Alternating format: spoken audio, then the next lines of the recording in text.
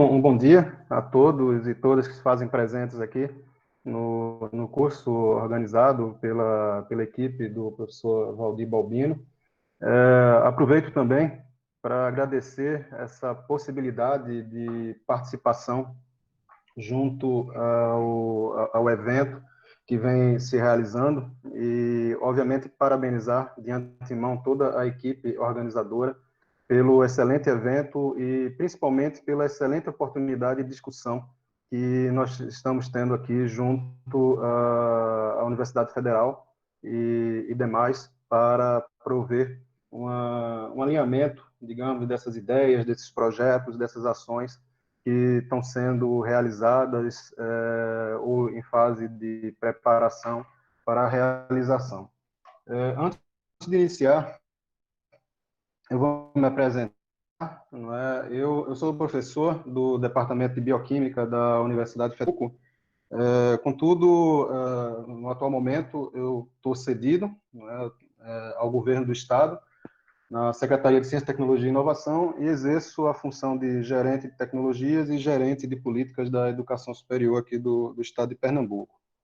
E foi interessante porque a nossa função, junto com a equipe da Secretaria, é justamente estar dando suporte ao gabinete de crise, ao governador, em processos decisórios junto à pandemia do Covid. Principalmente, que é um ponto interessante, que a cada momento nós temos alguma nova notícia, alguma nova pesquisa, alguma nova solução tecnológica revolucionária que vai resolver todos os problemas relacionados ao Covid, e o governador precisava e precisa de uma equipe técnica para dar esse tipo de suporte. Então, a gente faz uma filtragem antes de fato, chegar ao governador e, principalmente, dar o suporte financeiro para qualquer tipo de ação.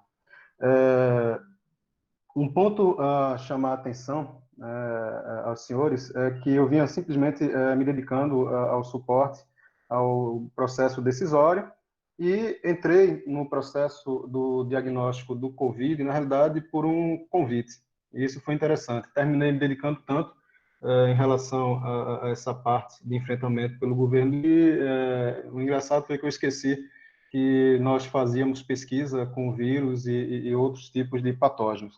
E aí a Universidade Federal me convidou, apesar de eu ser de lá, para começar a desenvolver pesquisas em relação ao Covid. E a gente montou uma pequena rede, que eu vou conversar um pouco mais à frente sobre isso, para que vocês possam entender como que é a participação do nosso grupo, que é o grupo de pesquisa em biodispositivos nanoestruturados. Um grande ponto a chamar a atenção, eu não vou entrar em detalhes de todos esses slides que eu vou estar apresentando de forma mais ampla, é entender que quem trabalha com o diagnóstico item, entender como você pode prover ou trabalhar com o reconhecimento das biomoléculas que compõem a estrutura viral.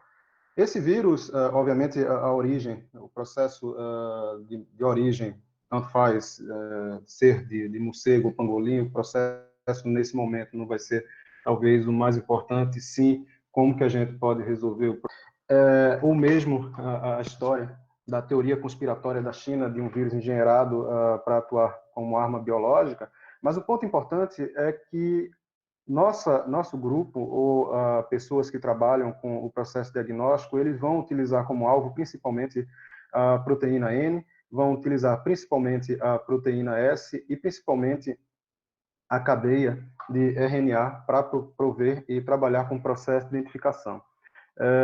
Nesse ponto, é uma coisa que é interessante chamar a atenção, porque eu lembro que teve uma pergunta, inclusive na apresentação do Antônio, sobre processos ou etapas de conservação dessas proteínas e alterações mutagênicas. E como falado anteriormente, a todo momento você tem um novo tipo de pesquisa que demonstra que há mutação, outras pesquisas que demonstram que não há mutação, mas que, enfim, no processo ideal, o trabalho principal vai ser associado com a identificação da proteína N, que fica maior tempo na circulação sanguínea, e, obviamente, com o material genético desse vírus.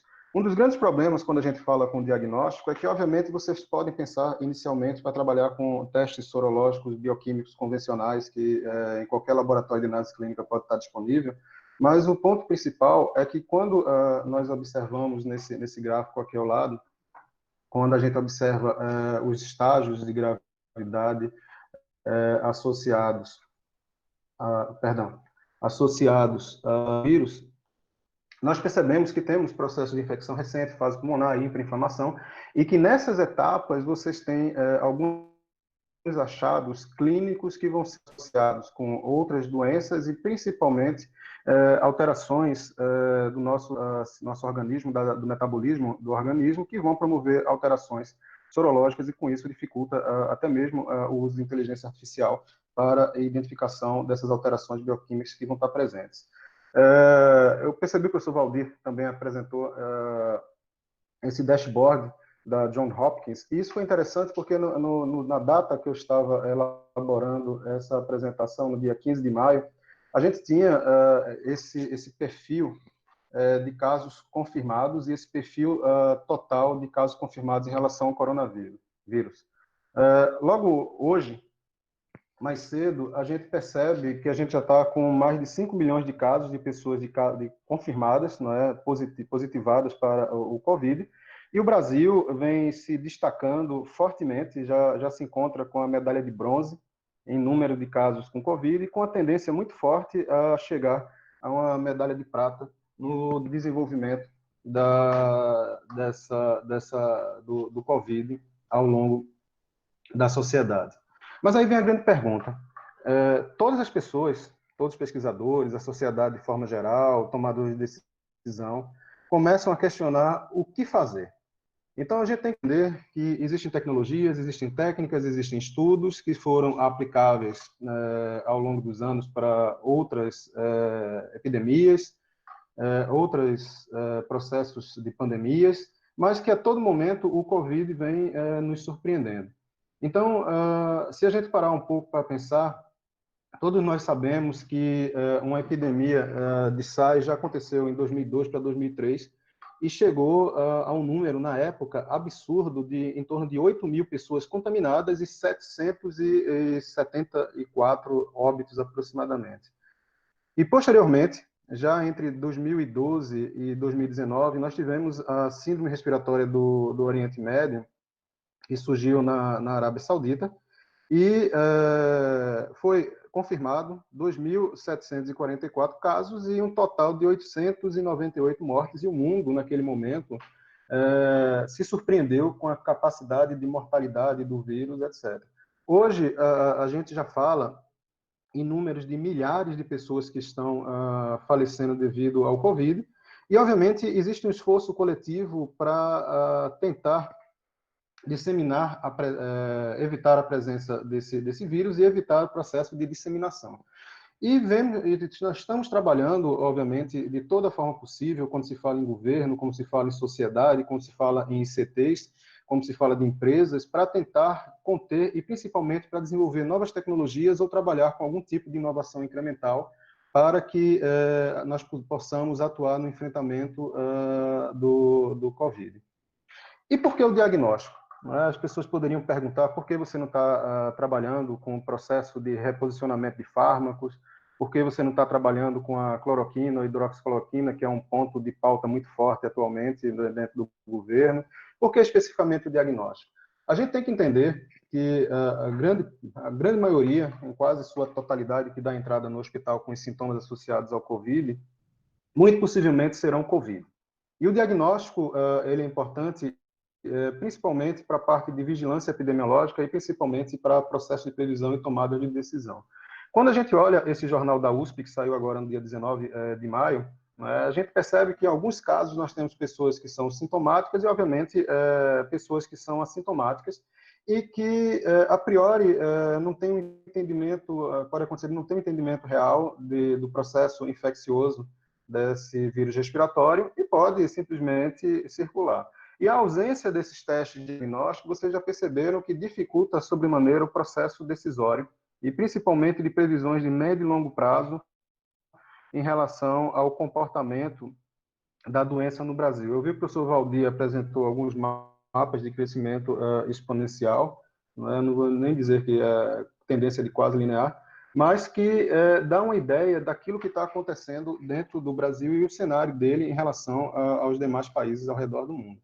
E o ponto é que você tem que parar para imaginar o seguinte: o mundo, em meados de novembro, dezembro de 2019, começou a ter alguns números de casos, e já em janeiro já começava a se alastrar ao longo do mundo como um todo. E, obviamente, esses laboratórios de diagnósticos, hospitais, precisavam estar preparados para isso. E você imagina, em termos de entrada de amostras, em termos de disponibilidade de equipamentos, a dificuldade que foi. Então, o teste padrão ouro que vem sendo utilizado, obviamente, que é de conhecimento de todos, é o RT-PCR. Né? E alguns laboratórios, se não a grande maioria, não tem a disponibilidade de um RT-PCR para atuar dentro do enfrentamento do Covid, ou às vezes não tem laboratórios suficientes ou estrutura suficiente para que possa, de fato, fornecer as informações necessárias em relação à situação daquela população naquele local em relação à contaminação por Covid.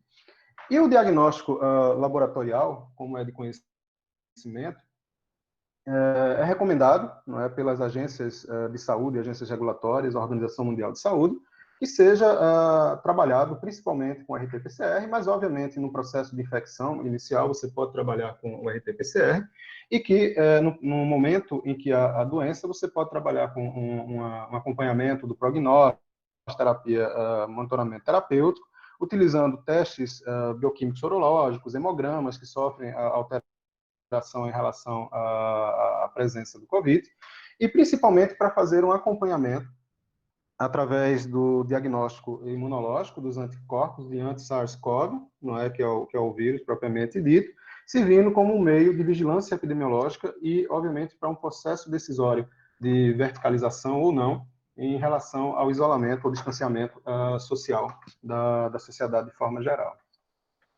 No primeiro momento, os senhores podem se questionar por que efetivamente trabalhar com testes que são mais caros, por que efetivamente se trabalhar com o desenvolvimento de novos testes de diagnóstico, se quando a gente olha para esses parâmetros laboratoriais, técnicas simples, técnicas baratas, técnicas de amplo uso, se esses marcadores eles são variáveis em função da presença do Covid. Então, pacientes podem ter linfocitopenia, pode ter leucocitose, neutropenia, trombocitopenia, pode ter aumento de transaminases, pode ter aumento de bilirrubina, de creatinina, porque, afinal de contas, esse vírus vai atuar diretamente nos receptores do ACE2 e, principalmente, vai atuar nos pulmões, podendo atuar também em coração, principalmente de pessoas que têm algum tipo de enfermidade associada a problemas cardíacos, rins, etc. Então, você começa a perceber que parte das pessoas que estão indo para o desfecho, o óbito, são pessoas que tiveram um acometimento de múltiplos órgãos em relação ao Covid. Mas outras doenças que estão associadas ou outras comorbidades também podem alterar esses marcadores que são apresentados e podem dificultar o processo de fechamento diagnóstico por parte do quadro médico ou mesmo dos paramédicos que estão dando suporte ao diagnóstico desses pacientes. E aí o Ministério da Saúde, obviamente, ele precisava dar uma resposta rápida à sociedade, porque o número de casos começou a crescer absurdamente, não é, como foi apresentado anteriormente, e as pessoas precisavam ter disponíveis o diagnóstico. Não existia e não existe ainda número suficiente de pessoas ou equipamentos que possam a disponibilidade de insumos começou a se reduzir drasticamente, porque todos os países do mundo começaram a comprar kits para a reação de PCR, kits de extração de DNA e RNA, e criou-se um processo limitante para o enfrentamento do Covid, bem como também em relação aos respiradores, que eles já conhecem como funciona. Quando a gente olha para esse documento aqui no lado esquerdo, esse documento foi publicado pela SCIT, que é a Secretaria de Ciência, Tecnologia, Insumos Estratégicos e Saúde, tá? Em abril de 2020, que tratava exatamente da acurácia de testes diagnósticos registrados para a COVID. Nesse momento, o Ministério, na pessoa do Schiti, eles tiveram uma coragem absurda de liberar a utilização de testes de diagnóstico sem ter, de fato, uma fundamentação maior em relação à eficácia desses testes de diagnóstico. Então, quem tiver a curiosidade de fazer a leitura desse documento, vai ver que eles comentam que procuraram na literatura resultados pertinentes ao uso desses novos testes de diagnóstico, principalmente testes de diagnóstico rápido, para verificar a acurácia desses materiais. E, por incrível que pareça, não haviam disponibilidade disso, e eles fizeram a liberação desses testes de diagnóstico a partir daquilo que era determinado na bula. Então, a gente percebe que existem diversos tipos de testes apresentados aqui e que a gente tem sensibilidade e especificidade relativamente altos, tão próximos quanto o do PCR, mesmo sendo um teste rápido, e com intervalos de confiança que variam de 96% a 99%, de 86% a 99%. E aí vem a pergunta, por que esses testes de diagnóstico rápido não resolveram a situação dessas milhares de pessoas que estão, de fato, contaminadas? Não é? Um grande ponto é que, após a liberação desses testes, não é, o Ministério da Saúde fez uma contratação de laboratórios para realizar a avaliação da eficácia desses testes, e, por incrível que pareça, nós tivemos esse resultado. Essa imagem não ficou boa, porque, na realidade, isso foi uma foto que eu tenho no meio da reportagem, em que demonstra que a eficácia desses testes, e a gente só vem falar de uma resposta de eficácia de 75% a 100% entre o 11º e 15º dia, e o 100% a partir do 16º dia. O que é que isso quer dizer? Você tem disponível esses testes de diagnóstico para serem utilizados entre o 1º e o 10º dia dos sintomas do COVID, se torna muito mais eficaz que o governo federal entregue para cada hospital uma moeda para o médico, e no momento em que ele for realizar o exame, em lugar de realizar o exame, ele joga a moeda para cima. E no caso da moeda, você tem 50% de chance de ser o resultado ou não. E no caso dos testes, entre o primeiro, você não tem de fato o que era esperado, o que era proposto pelos fabricantes. Inclusive, caso similar aconteceu na Casa Branca. Todos nós sabemos que o Donald Trump, alguns de seus assessores tiveram o Covid, mesmo tendo maior cuidado, e fazem um exame quase que diário. Eu não vou citar exatamente o nome da empresa que forneceu o equipamento, mas o equipamento apresentava limitações que não foi identificada de início, e as pessoas que estavam com Covid não foram corretamente diagnosticadas. Quando a gente olha para esse slide, vocês percebem que nós temos uma descrição dos dois tipos de testes principais, tá? Tanto a amplificação de ácidos nucleicos, como também detecção de anticorpos. A função deles, basicamente, quando a gente fala do teste de amplificação, não é o RT-PCR, é para uma avaliação da infecção corrente. E no caso da detecção de anticorpos, já uma exposição passada ao SARS-CoV. Os valores associados a isso é importante porque, no caso do teste de amplificação, ele dá o status real da infecção, e aí você pode antecipar o curso da doença e, obviamente, atuar de maneira muito forte no processo de prevenção e transmissão dessa doença.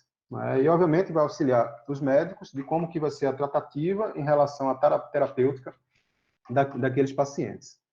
Não é? No caso do benefício, nós podemos perceber que é um benefício que é individual, trabalha na parte de healthcare e também na parte de saúde pública.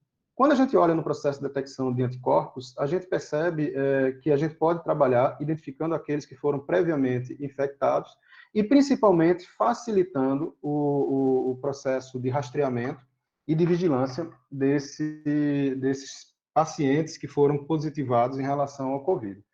E se torna importante porque essa identificação, não é, na teoria, poderia detectar uma imunidade protetiva, nós podemos falar em termos de imunidade adaptativa do nosso organismo, e que esses indivíduos poderiam retornar, obviamente, ao seu trabalho. E dentro do governo, é uma coisa extremamente importante ter uma mobilização econômica e as pessoas realizarem sua atividade laboral. Mas é como eu falei, esse vírus, a todo momento, você tem uma surpresa em relação à sua atuação, em relação aos seus efeitos, etc. Na teoria, obviamente, essas pessoas vão ter esses anticorpos e espera-se que esses anticorpos que fiquem circulantes, não é, possam evitar contaminações possíveis, futuras e principalmente por efeito de memória. E, claramente, é importante para o processo de vigilância. Quando a gente olha nessa variação estimada de titulação ou número de glicoproteínas circulantes em termos de crescimento, nós percebemos que logo no início dos sintomas, a gente precisa trabalhar com a mensuração do RT-PCR, que é quando você tem o vírus circulante, até de fato você tem uma resposta imunológica do nosso organismo com a produção de IgG e posteriormente a produção IgM, perdão, e posteriormente a produção de IgG, que é quando você tem uma imunidade. Quais testes serão utilizados e quais testes serão mais precisos. Então, quando você observa esse quadro apresentado aqui embaixo, você vai ver momentos de imunológica, de fase inicial de infecção, de provável PCR negativo em caso de resultados como esse, de fase tardia ou recorrente da infecção e infecção passada ou recuperada. Isso considerando que o teste tem uma acurácia que seja adequada. Mas aí o que acontece? De fato, trabalha-se com IgG ou IgM, são confiáveis, não são confiáveis, obedece o que nós conhecemos de imunologia em termos de tempo de aparecimento, de surgimento dessas glicoproteínas, e alguns artigos, já agora de 2020, que vem trabalhando com o Covid, começaram a dar sinais, né, de que existe a possibilidade de isso que a gente está trabalhando, que está falando, de que aparece inicialmente o IgG para depois aparecer o IgM, não é tão verdade. Quando nós observamos, aqui é só uma tabela desses artigos que estão aqui presentes, que eu escolhi que é mais fácil de representação, nós percebemos que abaixo de 5 dias nós temos uma quantidade maior de IgG, entre 5 e 10 dias nós temos uma quantidade maior de IgG em detrimento do IgM, e entre 10 e 21 dias nós também temos uma quantidade maior de IgG do que IgM. E isso chama atenção porque os testes que foram apresentados são testes que denotam que a capacidade de detectar IgM, e as empresas que elaboraram esses testes não perceberam esse tipo de coisa. E aí vem a pergunta, será que tem algum tipo de modificação do vírus? Será que o organismo responde de forma diferente? E aí começa um problema muito sério de quem trabalha com o Covid. Não é simplesmente utilizar todo o conhecimento que você tem de infectologia, todo o conhecimento que você tem de imunologia, de virologia, etc., que esse vírus vai ter a resposta como se é esperado. A todo momento, conforme o professor Valdir falou, vem surgindo novas informações, na realidade, praticamente informações em tempo real, que vão surgindo, indicando novos tipos de resposta em relação ao vírus que se faz presente. O diagnóstico, os diagnósticos que são utilizados mais amplamente é o que vocês já conhecem, que eu já comentei, o RT-PCR, e, obviamente, também imagens, como chapas radiográficas, tomografias computadorizadas, que a gente pode perceber que existe a presença de algumas manchas no pulmão, com a característica de vidro fosco, que dá um indicativo, obviamente, de que existe a presença daquela doença. Mas não quer dizer que, caso você tenha um paciente que não apresente a característica de vidro fosco, não significa que ele não vai positivar no PCR. Na realidade, é necessário fazer um conjunto de análises para que possa confiar. Aí vem a grande pergunta: como que nós podemos colaborar, como que nós podemos resolver esse quebra-cabeça de pandemia que está acontecendo em relação ao Covid?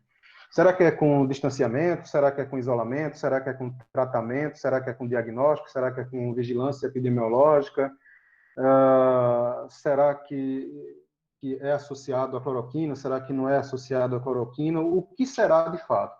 A única coisa que a gente sabe é que nós precisamos nos unir, que nós precisamos trabalhar de forma conjunta, mas com próximos, mais distantes, mas de forma que nós possamos gerar conhecimento e gerar principalmente soluções tecnológicas que possam ser utilizadas nesse enfrentamento. E um ponto importante a se falar aqui é que diversos desses estudos que vão ser realizados ou estão sendo realizados, alguns deles podem ser que não deem a resposta no tempo esperado, mas podem ser que forneçam insumos. Eu não sou Nostradamus, mas se a gente perceber, em 2002, 2003, nós tivemos a epidemia na China e Hong Kong. Já em 2012, nós tivemos o SARS-MERS no Oriente Médio. Já em 2019, começamos a situação novamente na China e possivelmente haverá a possibilidade de outro processo epidêmico. E aí vem o questionamento. O que é que se pode fazer quando a gente fala em desenvolvimento de novas soluções tecnológicas? O que é que se pode fazer quando a gente fala na parte de ciência de materiais? Então, a gente tem que entender que várias das soluções que são apresentadas, na realidade, elas se tratam de inovações incrementais, ou seja, os pesquisadores têm que dar resposta a curto prazo, têm que dar respostas precisas, respostas eficientes e, principalmente, trabalhar com um número reduzido de colaboradores para poder prover o desenvolvimento de novas soluções tecnológicas. E quando a gente olha para cá, para esse slide, a gente percebe a presença de estruturas, que nesse caso foi representado uma nanoestrutura, mas poderia ser uma micro, uma estrutura maior, etc., e que pode ser utilizado diversos tipos de materiais, como tubo de carbono, partículas metálicas, poliméricas, etc., para desenvolvimento de novas soluções tecnológicas que possam remeter ao diagnóstico. Tá? Dentre essas estruturas, a mais utilizada, que é até utilizada como suplemento lá nos Estados Unidos, vocês podem comprar o Mesogold para tomar após a academia, etc., são as nanopartículas de ouro, que são estruturas metálicas, tá, de metal nobre, que você pode fazer uma ligação química de maneira trivial com algumas biomoléculas e fazer marcação, principalmente em técnicas de fluxo lateral, como o diagnóstico rápido. E, ao mesmo tempo, vale salientar a importância de cromóforos como esses que estão apresentados aqui, e principalmente devido à presença dessas ligações do tipo pi, né, elas permitem, dão uma característica física de absorção ou de emissão de luz e permitindo a marcação de moléculas, similar ao que ocorre no RT-PCR, em que a gente tem um fenômeno de quenching com posterior fluorescência. Mas aí, outro ponto importante que vale a pena salientar, principalmente com essas soluções tecnológicas que aparecem em rádio, TV, etc., que a todo momento, eu converso muito com um amigo Newton, que é da comunicação lá da secretaria, que a todo momento surge uma nova tecnologia que vai resolver os problemas do Covid. Então, a gente tem estudos pré-clínicos de vacinas que as pessoas publicam e já dizem que daqui a 2 meses, 3 meses, essa vacina vai estar no mercado. O professor Antônio está presente aqui e pode dizer que isso é praticamente impossível de você ter uma vacina em 2, 3 meses disponível no mercado. Várias pessoas chegam e dizem que desenvolveu os métodos de diagnóstico efetivo para o Covid. Que dentro de 2 meses, etc., isso vai ser disponível no mercado. Então, são coisas que chamam a atenção do público de forma geral, e as pessoas, obviamente, dão esperança, mas algumas pessoas entendem que aquilo lhe dá um aval, não é, dá a chancela necessária para que você possa sair do seu distanciamento social. E, obviamente, é preciso que sejam cumpridas etapas até que, de fato, você tenha algum novo produto no mercado. Nesse caso específico aqui, que eu estou apresentando para vocês, isso são algumas tecnologias que foram apresentadas para o diagnóstico do Covid. Essas de cima são conhecidas e a gente vai se basear principalmente nessas que estão aqui embaixo. Se vocês olharem para cá, são técnicas que, por exemplo, um smartphone dongle. Isso é uma coisa interessante porque você pode trabalhar com smartphones acoplados com um dongle, que na realidade é um substrato que você pode trabalhar com microfluídica para promover o diagnóstico do COVID. Pode-se trabalhar com quantum dots, não é, com sistemas de barcodes, e múltiplos agendas, etc. Mas o que é mais importante falar para os senhores é que grande parte desses itens que estão sendo descritos aqui, na realidade, são adaptações soluções tecnológicas que já foram desenvolvidas para outros patógenos que foram utilizados agora para o diagnóstico do Covid. Outro ponto a chamar a atenção se trata do uso da inteligência artificial, que eu devo falar também no final da apresentação, mas que diversos pesquisadores, inclusive a equipe da Pixels, eu vi que eles faziam parte aqui, não sei se o Paulo está presente, vem trabalhando com inteligência artificial justamente para auxiliar o processo decisório do quadro médico em relação a isso, novas alternativas, tá? Utilizando algoritmos especializados. E aqui, nesse uso desse algoritmo, vocês percebem que nós temos pacientes que foram positivados para o COVID, pacientes que têm a pneumonia e pacientes que não têm a pneumonia. E vocês começam a observar padrões diferentes que são analisados através da inteligência artificial, que é uma forma, uma ferramenta adicional para fazer esse processo diagnóstico. Os testes mais conhecidos dos senhores são os testes de diagnóstico rápido, similar a esse aqui, em que as pessoas vêm trabalhando com algumas alterações, que nada mais é do que a utilização de nitrocelulose, com uns pads absorventes, pads de amostras, etc., que faz com que permita o processo diagnóstico. Contudo, eles têm as suas limitações e novas alternativas vêm sendo trabalhadas, principalmente quando a gente fala com a associação de testes com característica genética, com a associação de testes com característica imunológica para característica genética. E aí, nesse caso, você faz uma associação de nanopartículas com RT-LAMP, e aí testes como diagnóstico rápido têm condições de trabalhar com quantificação, como esses cassetes que estão sendo apresentados aqui. Na sua grande maioria, as pessoas vêm trabalhando com testes ópticos ou testes elétricos, trabalhando com corrente contínua, com corrente alternada, e que existe uma tendência muito forte a desenvolvimento de dispositivos baseados em medidas elétricas para a utilização de eletrodos como esse, em que você pode utilizar com diversos tipos de morfologia, eletrodos com característica flexível, eletrodos com a característica mais rígida, pode ser plástico, pode ser papel, mas que possam auxiliar no diagnóstico do COVID. Um exemplo disso, por exemplo, é a utilização de um transistor de efeito de campo, em que, de maneira muito grosseira, vocês podem imaginar que é tipo um capacitor, em que aqui no meio eu vou ter uma passagem de elétrons, e que quando ocorra a presença do SARS-CoV no processo de identificação através das proteínas S, você consegue ter uma resposta, tá? Uma resposta elétrica, nesse caso vai ser elétrica, mas pode ser uma resposta óptica, em que você consegue identificar e quantificar a presença desse vírus. Outra possibilidade, que lembrou um pouco da apresentação de uma empresa dentro desse evento aqui, é a utilização de engenheirar células, como, por exemplo, você trabalhar com eletroinserção de anticorpos de anti-SARS-CoV, nesse caso a proteína S1, e ver o processo de interação e a resposta em termos de potencial de membrana para o processo de diagnóstico do SARS-CoV. Outro exemplo que eu queria chamar a atenção, já passei um pouco do meu tempo, eu vou correr um pouco mais, é justamente o processo de adaptação de tecnologias já existentes, como o ELISA, com tecnologias associadas ao uso de eletrodos, medidas elétricas, medidas ópticas, para que você possa fazer o diagnóstico.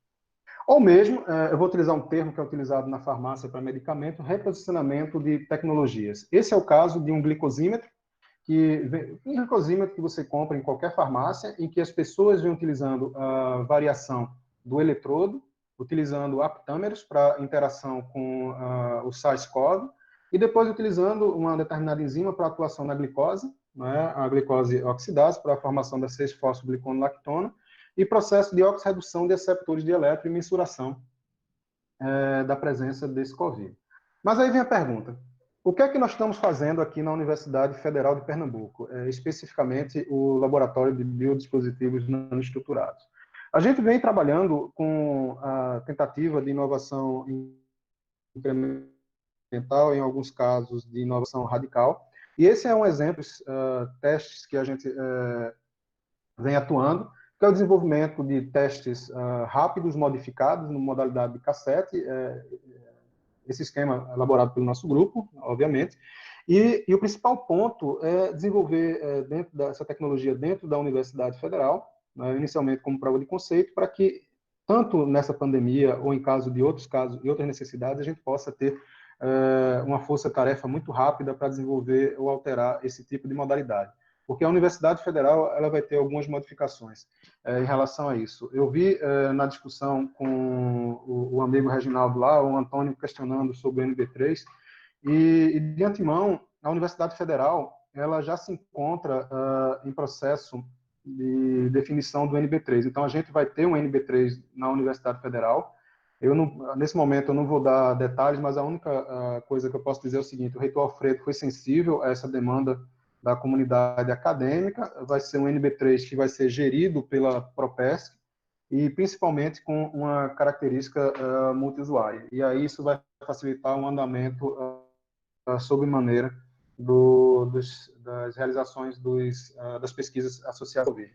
Outro ponto importante que a gente vem trabalhando é justamente a utilização de substratos plásticos ou substratos de papel para identificação de material genético do COVID. Não é? Isso é uma coisa que é importante salientar, principalmente que eu tive uma reunião há pouco tempo com o Valdir Balbino em relação ao Estado, não necessariamente de pesquisa colaborativa, e aí, durante a conversa, o Valdir Balbino, ele ficou interessado em saber o que a gente estava falando e propôs fazer uma rede colaborativa para a gente trabalhar com esses materiais. E aí, fazer uma cobrança aqui em público, aguardando as amostras de Valdir, para que a gente possa estar trabalhando. Essa plataforma já se encontra pronta, só aguardando o professor Valdir nos fornecer as amostras para a gente poder utilizar tanto plástico como papel para o diagnóstico do COVID, obviamente modificados com alguns materiais nanomateriais. E, finalmente, a nossa rede ela vem trabalhando nesse formato que está sendo apresentado aqui. Tá? Esse esquema foi montado pelo grupo, né? Nosso grupo principal é formado pela professora Daniele, pelo Dr. Isaac, Alberto e a Karen, que vem atuando sob maneira na elaboração de projetos, execução de atividades científicas, etc. E que nosso objetivo é justamente esse aqui, de você trabalhar com testes de diagnóstico de ensaio molecular, ensaio imunológico, ensaio molecular e imunológico, em que parte da equipe vai estar trabalhando com o padrão ouro, e podemos emparcerar com a genética, né, qualquer professor que tenha interesse, desenvolvimento de diagnóstico rápido, já considerando essas alterações que estão acontecendo em relação ao nível de IgG e IgM que eu já mostrei para vocês, e principalmente com a possibilidade de utilizar dispositivos portáteis plug-and-play para geração de dados, principalmente em armazenamento em nuvem, informações por smartphone, para que essa informação chegue ao profissional de saúde, e principalmente para o SUS, para que possa ser utilizado na vigilância epidemiológica, principalmente para as políticas públicas e tomadas de decisão, que é um momento extremamente complicado quando a gente fala de política. Mas por que smartphone?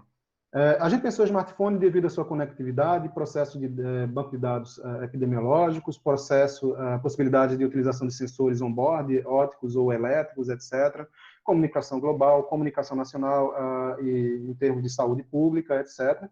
E, a partir disso, nós emparceramos com uma empresa, e aqui a gente já tem o design. Isso aqui é o design do produto que a gente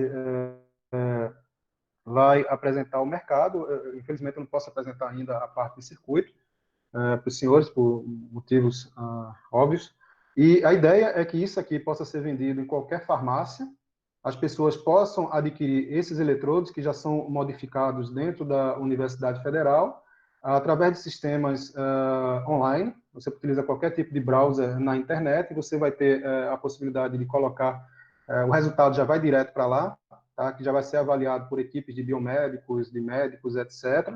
E aqui é um processo de carregamento por indução desse dispositivo que a gente vem trabalhando em conjunto com a empresa chamada Saltos. Muito bem.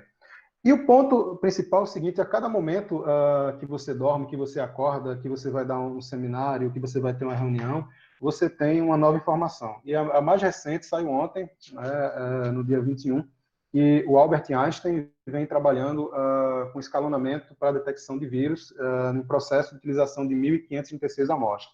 Assisti de madrugada, no Globo News, a entrevista do diretor médico do Albert Einstein, e me chamou a atenção principalmente que falaram de sequenciamento de nova geração. E isso já me remete a Valdir Balbino, sempre que fala em NGS. E o entendimento lá é o seguinte: são equipamentos convencionais que são utilizados para o sequenciamento de nova geração, e existe uma startup incubada dentro do Albert Einstein, chamada VARStation, que trabalha com inteligência artificial e desenvolveu um algoritmo que consegue utilizar os dados obtidos aí desse sequenciamento para o desenvolvimento do diagnóstico.